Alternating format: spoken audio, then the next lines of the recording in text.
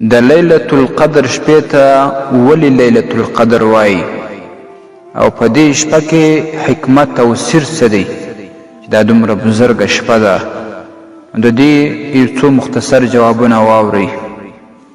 اول دا چې په دې باندې لیلة القدر ورته وایي چې په دې شپه کې یو عظیم کتاب، یو د قدر کتاب قرآن کریم هغه نازل شوی دی، نو ځکه لیلة القدر ورته وایي د قدر شپه.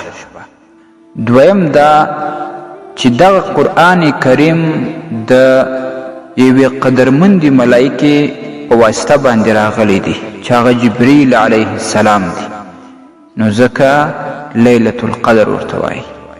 دریم دا چې دا کتاب قرآن کریم په یو داسې رسول باندې را نازل شوی دی چې دا رسول په تمامو انبیاو کې، په تمامو رسولانو کې خاوند د قدر دی چې هغه محمد مصطفی صلی الله علیه وسلم، نو ځکه لیلة القدر ورته وایي. څلورم دا چې دا پر داسې امت را نازل شوی دی چې دا د نورو امتونو خیر امت دی او دا امت خاوند د قدر دی، نو ځکه چې په دې امت کې قرآن کریم راغلی، نو دې ته لیلة القدر وایي چې دا قرآن کریم په دغه شپه ورته راغلی. پنځمه دا بعض علما وایي چې په دې شپه کې د آینده راتلونکي کال د مخلوقاتو تقدیرونه فیصلې هغه منسوبې کیږي، هغه تقدیر لیکل کیږي.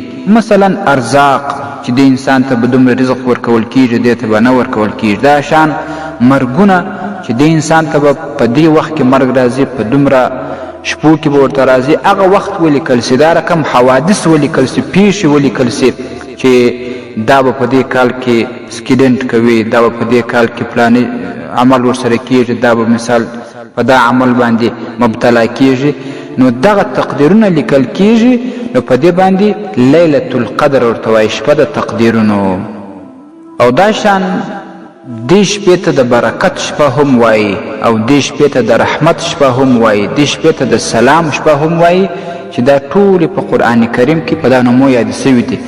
نو ځکه چې په دې کې سلامتیا وي، په دې کې رحمت وي، په دې کې برکت وي، نو دا ټوله یو چاته ور حاصل سي، هغه د قدر خاوند سي، نو ځکه ورته د لیلة القدر نوم یاد شوی دی.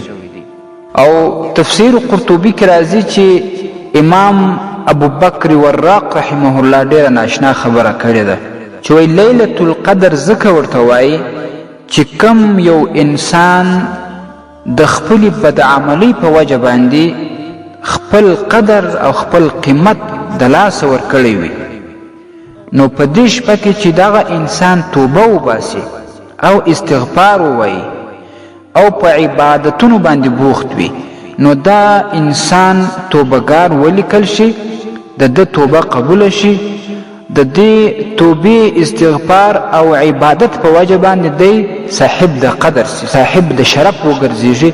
نو په دې باندې ته لیلة القدر وایي، د قدر شپه چې دغه انسان ته الله بیرته قدر ورکوي. ډېره ناشنا خبره ده.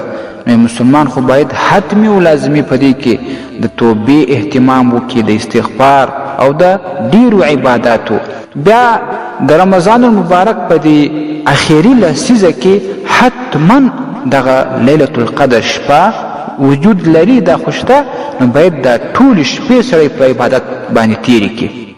او که ټولې نسي تیرولې، حاکم چې تاک تاک شپې دي په د اخري لسیزه کې، د دې باید زیات اهتمام وکړي.